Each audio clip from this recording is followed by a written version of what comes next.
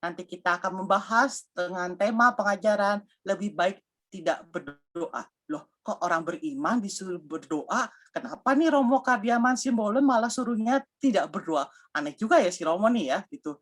Nah, nanti kita tanya-tanya aja sih kok Romo, kita kulik abis kenapa Romo membuat buku ini, pasti ada maksud dan tujuannya.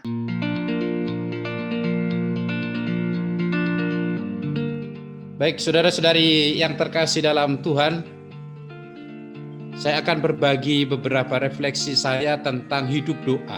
Pertama, saya menulis buku beberapa waktu yang lalu, kurang lebih 1 bulan yang lalu. Bukunya saya beri judul adalah Lebih Baik Tidak Berdoa.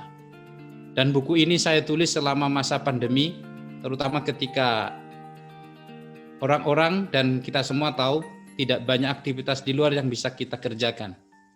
Nah, ketika orang banyak mengeluh bosan di rumah, nah saya belajar untuk sedikit demi sedikit memaknai peristiwa-peristiwa itu dengan menuliskan tulisan-tulisan refleksi ini, dan saya kumpulkan lalu kemudian saya coba terbitkan, siapa tahu berguna bagi umat atau bagi siapapun yang berminat untuk menumbuhkan hidup doa.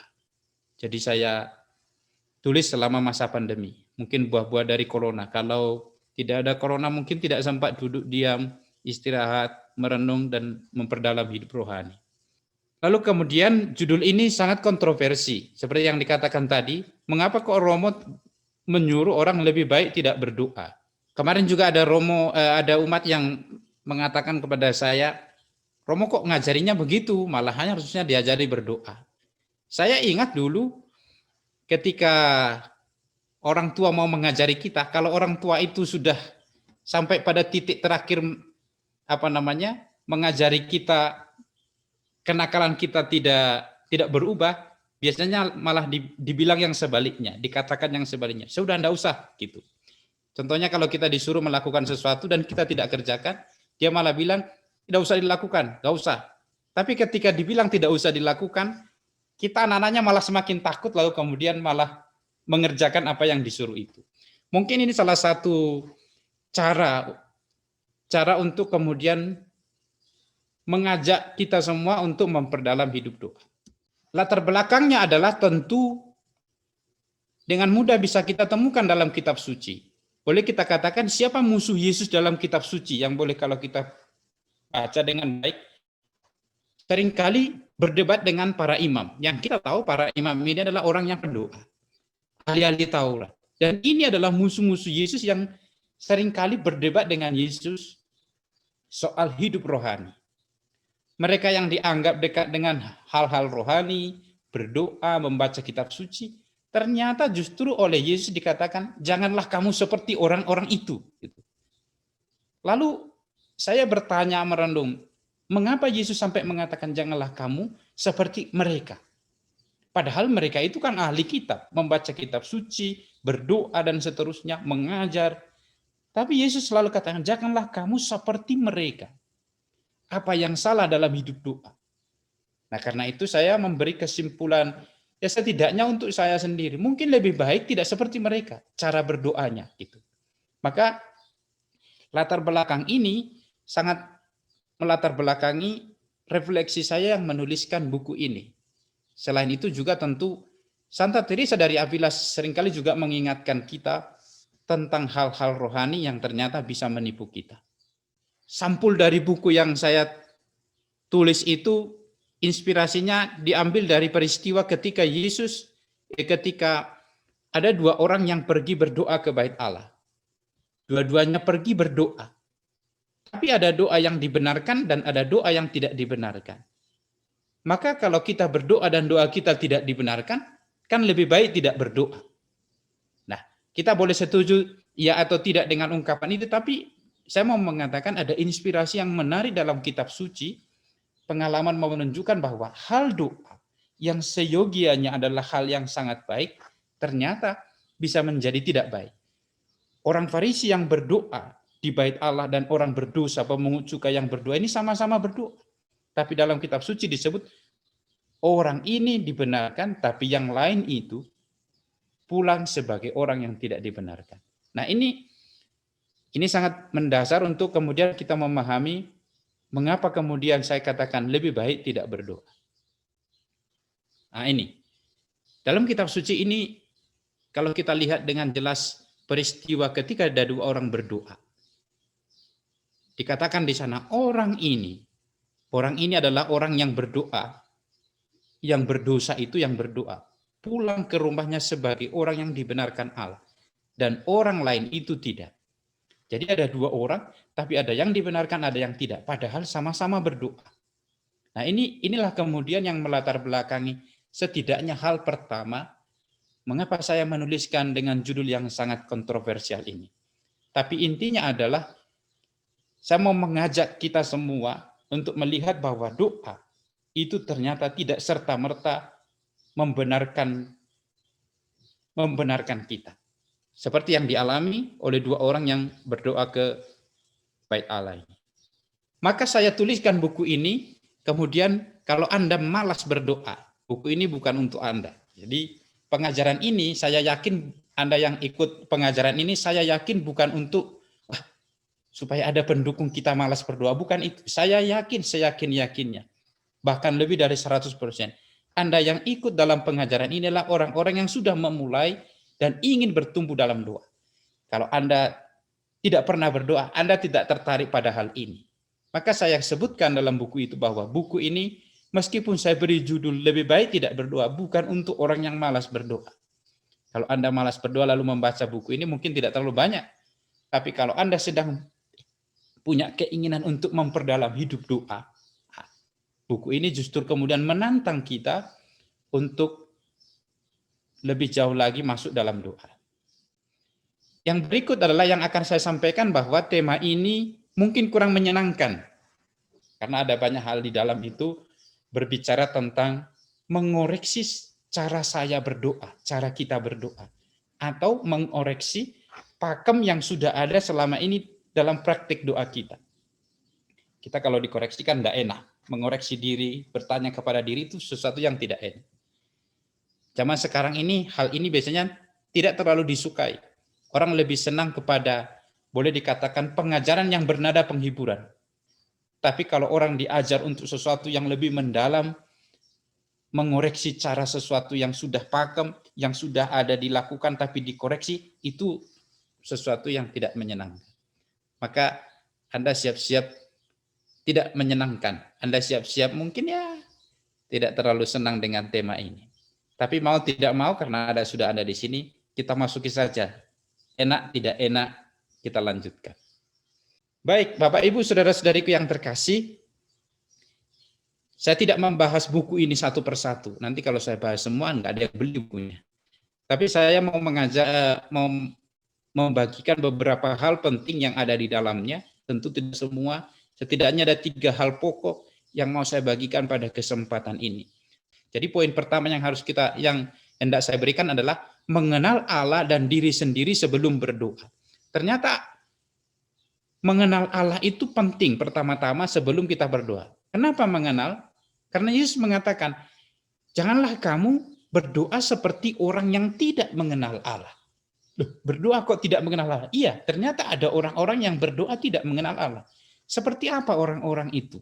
Orang-orang yang berdoa tidak mengenal Allah. Kebiasaan orang yang berdoa tapi tidak mengenal Allah. Nah ini, Yesus mengatakan mereka menyangka bahwa karena banyaknya kata-kata doanya, maka doanya akan dikabulkan. Hal ini mendasari hal yang paling pertama ketika saya hendak membagikan refleksi tentang doa. Ada kebiasaan orang yang berdoa. Mereka berdoa, tapi mereka kebiasaan ini adalah seperti orang yang tidak mengenal Allah. Jadi ternyata ada orang yang berdoa bisa tidak mengenal Allah. Nah ini, mengapa hal itu bisa dikatakan Yesus demikian? Ternyata dalam praktek doa kita bisa berdoa terlalu lama, terlalu banyak berkata-kata. Dan di dalam doa itu kita seolah-olah hendak mengajari Tuhan untuk melakukan sesuatu. Bagaimana ini maksudnya, Rom? Mengajari Tuhan, mengatur Tuhan, bahkan memerintahkan Tuhan untuk melakukan sesuatu. Ada banyak contoh konkret yang bisa kita lihat dalam praktek sehari-hari. Saya pernah mendengar doa seseorang demikian ini. Dia ketika berdoa dalam kelompok doa ya doa di lingkungan, boleh dikatakan demikian. Dia katakan demikian, Tuhan berkatilah anak saya yang pertama. Dia berdoa kepada anaknya yang pertama, yang sekarang ini ada di Jakarta. Lalu kemudian dia berdoa panjang, anak saya ini sedang kuliah, kuliahnya ini dan seterusnya, berkatilah ujiannya, berkati dosen-dosennya, biarkanlah dia dapat menyelesaikannya, semoga nilainya baik. Pokoknya sampai mendetail. Demikian juga anak saya yang kedua, ketiga. Dan hal ini menunjukkan bahwa dengan mudah kita mengerti seakan-akan Tuhan itu tidak tahu apa-apa. Sampai kita harus mengatakan hal-hal itu kepada Tuhan dalam doa. Sederhana sekali, bukan? Jadi ketika kita berdoa dengan bertele-tele, itu hampir sama seperti kita memberitahu orang. Kalau kita punya karyawan, kita mau memberitahu dia mau mengerjakan sesuatu, kan ini kamu buat ini. Dan kita itu sering berdoa demikian itu. Seperti berpikir bahwa Tuhan itu tidak tahu apa-apa. Maka kita perlu beritahu. Dia nggak tahu apa yang dia lakukan. Maka kita perlu paksa dia melakukan. Dan itulah yang kemudian saya katakan. Inilah yang kemudian oleh Yesus katakan. Berdoa seperti orang yang tidak mengenal Allah. Bahaya sekali. Kita seringkali memperlakukan Tuhan seperti tidak tahu apa-apa tentang kita. Memperlakukan Tuhan seperti kita memperlakukan seseorang. Memperlakukan budak. Memperlakukan pekerja kita. Kalau kita tidak suruh, dia tidak lakukan. Dan seringkali dalam doa kita demikian ini. Maka saya katakan kita perlu mengenal Allah. Mengenal Allah sebelum kita berdoa. Allah itu maha tahu. Tahu segalanya. Dalam buku itu saya tuliskan juga apa yang dikatakan oleh Santo Thomas Aquinas bahwa ketika kita berdoa, kita berdoa itu bukan untuk memberitahu Tuhan. Tuhan sudah maha tahu. Juga bukan untuk memaksa Tuhan melakukan. Dia juga tahu apa yang harus dia lakukan. Tapi pertama-tama doa itu adalah sebuah relasi kita yang kemudian menjadikan kita semakin dekat dengan Tuhan. Nah, ini yang perlu kita sadari. Janganlah berdoa seperti orang yang tidak mengenal Allah. Santa Teresa dari Avila, dalam buku itu juga saya tuliskan demikian. Santa Teresa dari Avila mengatakan ini sangat jelas, tegas sekali. Kalau seseorang tidak tahu kepada siapa dia berbicara dan untuk apa dia berbicara, dan siapa yang sedang memohon dan kepada siapa dia memohon, itu tidak bisa dikatakan sebuah doa atau tidak bisa dikatakan berdoa. Walaupun mulutnya komat kami. Menarik sekali apa yang dikatakan oleh Santa Teresa ini. Jadi walaupun kita banyak terus, tapi kalau kita tidak sadar siapa yang sedang kita ajak berbicara ini. Tuhankah yang sedang kita ajak berbicara? Oh iya Tuhan. Tapi masa Tuhan harus begitu kita perlakukan? Maka menarik sekali yang dikatakan oleh Santa Teresa dari Avila ini. Walaupun kita komat kami terus, kalau kita tidak tahu kepada siapa kita sedang berbicara, itu tidak pernah boleh dikatakan sedang berdoa. Maka hal ini punya konsekuensi tertentu dalam hidup kita, kemudian mengajak kita, oh iya ya, apakah saya ketika berdoa itu sudah betul-betul sadar saya berdoa kepada siapa? Tahu enggak? Tuhan itu siapa? Tuhan itu kita sebut maha tahu, tapi kok kita berdoa seperti seolah-olah dia tidak tahu apa-apa. Tuhan itu maha kuasa. Jadi sepertinya kita tidak yakin bahwa dia mampu melakukan itu. Nah, ini yang dikatakan oleh Santa Teresa. Kalau kita tidak sadar betul-betul siapa Allah itu tidak boleh disebut doa. Walaupun kita terus komat kamit berjam-jam berdoa. Maka penting mengenal Allah sebelum kita kemudian memperdalam hidup doa. Nah, salah satu contoh yang saya berulang-ulang saya refleksikan dalam buku itu adalah tentang kisah orang Farisi dan orang berdosa yang berdoa di Bait Allah. Kita melihat bahwa orang Farisi ini ketika dia berdoa, dia mengatakan demikian, ya Allah, aku mengucap syukur kepadamu karena aku tidak sama seperti orang lain, bukan perampok, bukan orang lalim, bukan pejinah, dan bukan juga seperti orang ini. Waktu itu ada orang yang pemungut juga yang berdosa sedang berdoa bersama dengan dia. Menarik sekali cerita itu. Coba bayangkan, kalau saya mau mengatakan ya lebih baik tidak berdoa, ya enggak? Kalau kita lihat ini, maka kontroversi tentang judul ini, kemudian pelan-pelan kita memahami apa sih yang mau dikatakan, yang lebih dalam daripada itu. Lihat, kalau kita melihat dari cerita Injil ini, masa ada orang berdoa demikian ini? Ya Allah, aku mengucap syukur kepadamu, karena aku tidak sama seperti semua orang lain. Bukan perampok, bukan orang lalim, bukan pezina, dan bukan juga seperti orang ini. Ada banyak hal yang sebenarnya tidak layak disebut sebagai doa. Tapi mereka berdoa di bait Allah. Nah, jangan-jangan kemudian kita itu melakukan ini banyak kali terjadi, sepertinya kita berdoa padahal enggak. Nah, inilah yang kemudian hendak saya bagikan refleksi ini kepada kita. Dalam cerita orang Farisi dan orang berdosa yang berdoa ini, kata aku dikatakan sebanyak 4 kali sebagai subjek. Jadi dalam doanya orang Farisi ini, dia berdoa tentang dirinya. Dia berbicara tentang dirinya. Pusat doanya itu bukan Tuhan, tapi aku. Nah, doa semestinya bergerak itu bukan kemudian menonjolkan saya. Kalau kita lihat, kita kembali dulu ke sini. Ya Allah, aku mengucap syukur kepadamu karena aku. Kalau kita amati kalimat ini baik-baik, coba. Jadi dia bersyukur itu karena apa? Dia bersyukur karena kalimatnya sangat menarik dalam bahasa Indonesia. Ya Allah, aku mengucap syukur kepadamu karena semua orang tidak seperti saya lebih baik, saya bukan orang lalim, saya bukan pezina, dan seterusnya. Dan saya tidak seperti orang ini. Nanti akan kita lihat kemudian apa maksudnya. Disinilah kemudian saudara-saudari, betapa pentingnya kita kemudian masuk dalam doa-doa kita secara lebih mendalam, melihat. Jangan-jangan doa-doa kita ini demikian. Ya Tuhan, saya bersyukur karena saya lulus ujian. Menarik sekali ya. Bersyukur karena saya lulus. Loh, biasa itu Romo. Iya, biasa. Justru karena biasa itu kita tidak sadar bahwa pusat doa kita itu adalah kita. Pusat doanya itu saya. Padahal doa itu adalah meninggalkan aku dan berorientasi kepada Tuhan. Itulah doa. Kalau saya masih ingat aku, saya, aku, dan saya, terus menerus. Itu tidak sungguh-sungguh doa. Selama seseorang masih membawa egonya dalam doa, dia tidak sungguh-sungguh berdoa. Nah, ini yang dialami oleh orang Farisi. Yang kemudian, dia juga kemudian dalam doanya menghakimi orang yang ada di sampingnya. Menarik sekali dalam buku itu ada sebuah kisah yang saya ceritakan di situ. Dalam beberapa bagian saya tampilkan beberapa cerita-cerita menarik ya yang saya pernah dengar, saya pernah temukan, dan seterusnya saya olah kembali untuk kemudian mempermudah kita memahami apa yang disabdakan oleh Yesus. Ada sebuah kisah yang saya tuliskan juga dalam buku itu, yang saya pernah dengar, kisah tentang Aloy. Namanya Aloy, ada seorang anak yang sangat rajin dalam sebuah keluarga. Keluarga ini punya 3 orang anak. Jadi Aloy ini adalah anak yang sangat istimewa.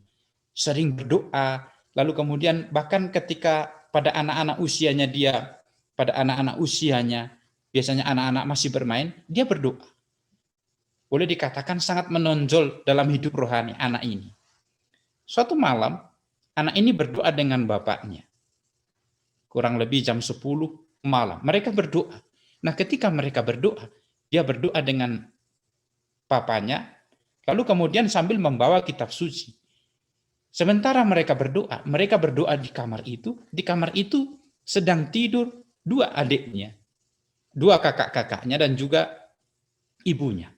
Lalu ketika dia berdoa, dia katakan demikian.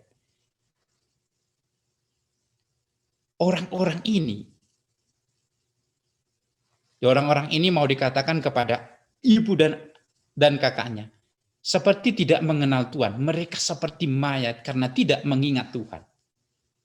Jadi boleh dikatakan mereka seperti orang mati karena tidak mengingat Tuhan dalam doa.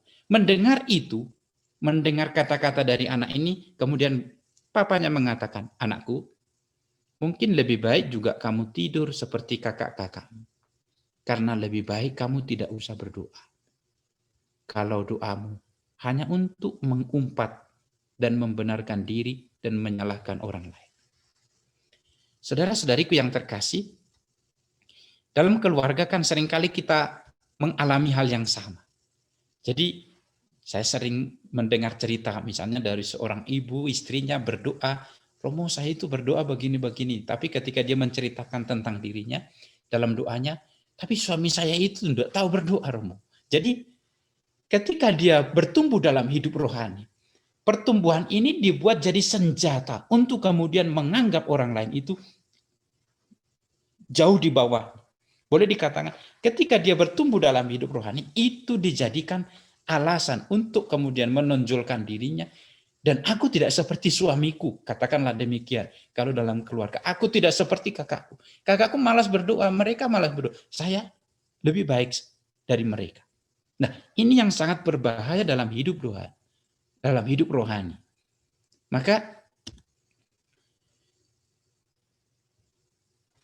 Maka penulis buku Awan Ketidaktahuan, ada buku rohani yang sangat indah pada rahib-rahib awali, dikatakan demikian, tidak seorang pun boleh menghakimi orang lain sebagai orang baik atau orang jahat, semata-mata atas dasar perbuatannya. Maka saudara-saudariku, ini penting sekali untuk kita masuk ke dalam doa. Jangan-jangan ketika kita sedang rosario, ketika kita sedang berdoa, ketika kita banyak mengolah hidup rohani, itu kesempatan kita untuk mengatakan orang lain itu lebih buruk dan saya lebih baik. Dan itu sangat berbahaya dalam hidup rohani. Yang menarik adalah, tetapi pemungut cukai itu berdiri jauh-jauh. Bahkan ia tidak berani menengadah ke langit dan memukul diri. Dia mengenal diri, mengenal siapa dirinya, dan mengenal Allah dalam doanya. Maka ketika dia mengenal Allah yang Maha Kudus dan mengenal diri sebagai orang berdosa, di sini inti pengenalannya. Dia berkata, ya Allah, ampunilah aku orang berdosa ini. Ya Allah, ampunilah aku orang berdosa ini. Ketika orang yang pertama itu subjek kesombongannya ada pada dirinya, ini subjek kerendahan hatinya ditampilkan.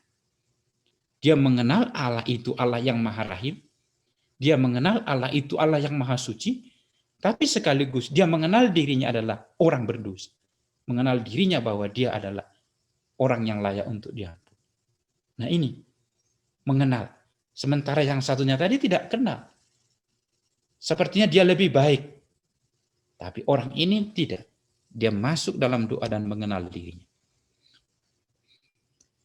Maka saya katakan di sana, memang orang harus berusaha mengenal diri.